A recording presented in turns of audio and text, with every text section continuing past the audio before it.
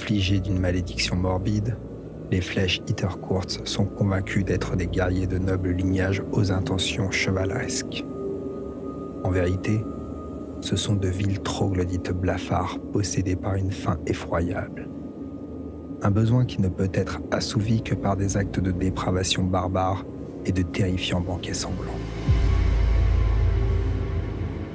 Lorsque la nuit tombe et que les feux baissent, à chaque coin des royaumes vint l'heure des récits d'horreur au sujet des Flesh Eater Courts. Ces créatures sont prisonnières d'une existence infernale, condamnées par un instant de faiblesse à la dépravation. Les seuls remèdes à cette folie sont l'épée et le feu, bien que peu de ceux qui les ont rencontrés soient encore en vie. Dans l'esprit déformé des Flesh Eaters, ce sont eux les sauveurs. Les habitants des royaumes sont des monstres à oxyre. Lorsque la guerre et la famine ravagent les terres, les gens poussés par le désespoir survivent par tous les moyens. Cédant à la faim, ils se jettent sur les morts et les faibles, voire les uns contre les autres pour subsister. Des cultes cannibales se cachent dans les ruines de leurs villages et cités et perdurent au sein d'une parodie de société maintenue en vie par un régime de moelle et de chair rance. Même alors, ces créatures sont pitoyables car leur transformation est incomplète. Ce n'est que lorsque l'un de ces anthropophages partage le festin d'un Aborant King qu'il devint ce qu'on appelle un mordant. Ces rois sanglants sont des vampires à l'aspect bestial qui règnent sur des régions entières grâce à leur cour dépenaillée.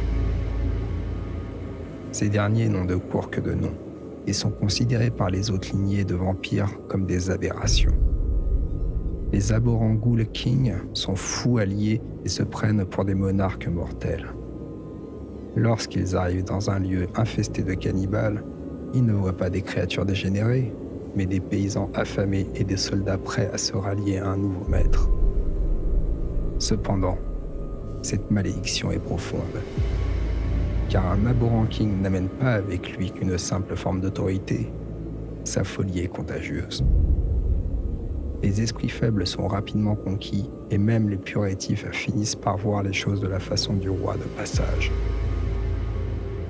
Bientôt, ceux qui se cachaient dans la pénombre paraissent de nouveau en pleine lumière, vêtus de l'armure de l'illusion. Au cœur d'une parodie des cités fondées par Sigmar, le roi les rallie à sa cour et adoube les horreurs pâles qui s'inclinent devant lui, fiers de leur nouveau titre de mordant. Obéissant à la volonté de leur roi, les Flesh Eater Courts se rassemblent dans les royaumes. Elles déchiquetent leurs ennemis et préparent des festins à destination de leur suzerain selon ses propres préférences culinaires. Parmi les mordants, certains peuvent même avoir l'honneur de boire le sang de leur seigneur. Dans leur esprit, cela revient à partager le vin de la table de leur maître. Toutefois, l'épais breuvage pourpre leur inflige une terrifiante transformation. Ces créatures se relèvent en tant qu'horreurs écumantes, entièrement assujetties à leur suzerain et privées des ultimes reliefs de leur santé mentale. En peu de temps, certains de ces bénis peuvent même s'élever parmi les mordants pour rejoindre les rangs vampiriques des Aborants.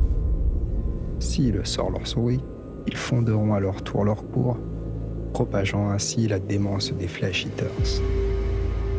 Tel un virus, l'illusion se répand d'une contrée à l'autre, passant souvent inaperçue, alors que ceux pris dans sa folie s'élancent dans de nouvelles croisades sanglantes.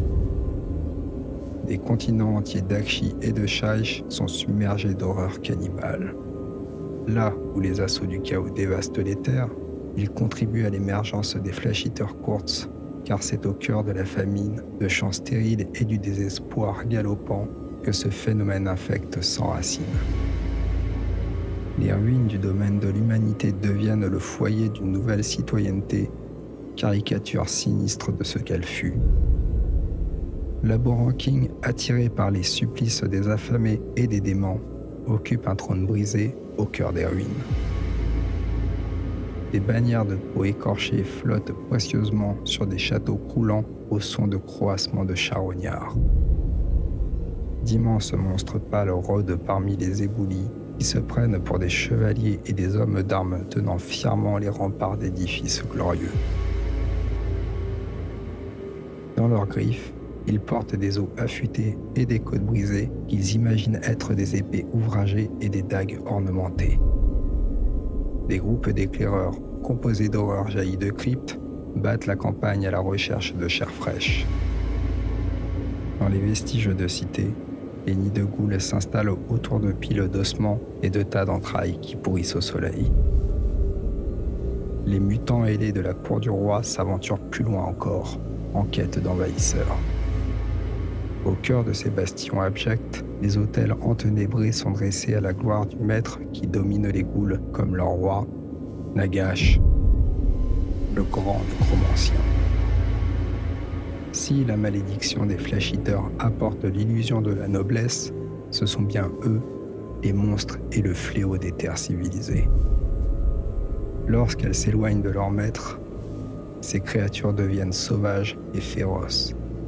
Mais de temps à autre, le voile de la folie se lève et ces créatures hideuses prennent conscience de leur déchéance avec une clarté terrible. Seulement alors, la terrible nature de leur destin les pénètre et le cycle de démence reprend de plus belle.